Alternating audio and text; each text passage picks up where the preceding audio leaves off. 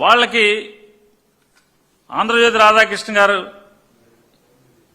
ఇంకోటి కూడా ఇంకా విచిత్రాలు ఏంటంటే నారా చంద్రబాబు నాయుడు గారు 5 ఎకరాలు చిల్లరా, జగన్ గారు ఎకరంలో ఇల్లు కట్టుకుంటే తాడేపల్లి ప్యాలెస్ అసలు పచ్చ చొక్కా వేసిన పెతోడు మాట్లాడతాడు తాడేపల్లి ప్యాలెస్. ఆయన 4,840 కదా గజాలు, 4,840 గజాల్లో ఆయన ఇల్లు కట్టుకున్నది ఎంత? చుట్టూ మొక్కలు ఉన్నాయి, చెట్లు ఉన్నాయి, ఎన్ని ఉన్నాయి, పార్టీ ఆఫీస్ ఉంది, దాన్ని తాడేపల్లి ప్యాలెస్ అది అయితే 5 ఎకరాల్లో కట్టే దాన్ని ఏమంటారు? 5 ఎకరాల్లో ఇల్లు కడుతున్నా దాన్ని ఏమంటారు?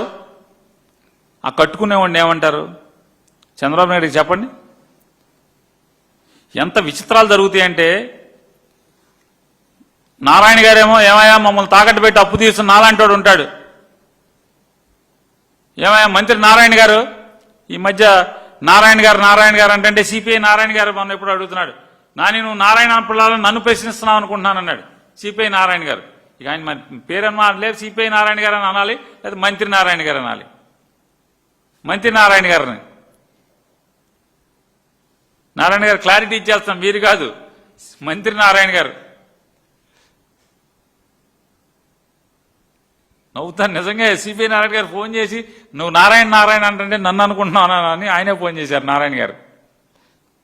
మిమ్మల్ని కాదు సార్, మంత్రి నారాయణ గారిని. పొంగూరు నారాయణ ఏదో ఉంది ఆయన పేరు, పొంగూరు నారాయణ గారిని. చంద్రబాబు నాయుడు గారి గుండికాయ ఏదో కాయ ఆయన. నారాయణ గారు ఏం చెప్తున్నాడు? నాలాంటోడు మాట్లాడుతుంటే, ఏం నారాయణ గారు, చంద్రబాబు నాయుడు గారు, ఈ పాపం ఏంటి మీకు? మమ్మల్ని అందరినీ తాకట్టు పెట్టి రాజధాని ఏమో అప్పులు అక్కర్లేదు, సెల్ఫ్ సస్టైన్డ్ అన్నారు, అది సంపద అన్నారు, ఇప్పుడేమో మా మీద అప్పులు చేస్తున్నారంటే 5,000 ఎకరాలు మిగులుతున్నాయి, ఆ 5,000 ఎకరాలు అమ్మేస్తే అప్పులు తీరిపోతాయి అన్నారు. చంద్రబాబు నాయుడు గారు సచివాలయం ఎదురుగుండా సచివాలయం, హైకోర్టు, అసెంబ్లీ మూడింటి మధ్యలో ప్లాట్ తీసుకుంటే 7,500 రూపాయలకి గజాన్ని 2025లో వారు కొనుగోలు చేశారు. వారి కోడలు గారు సంతకాలు పెట్టారు.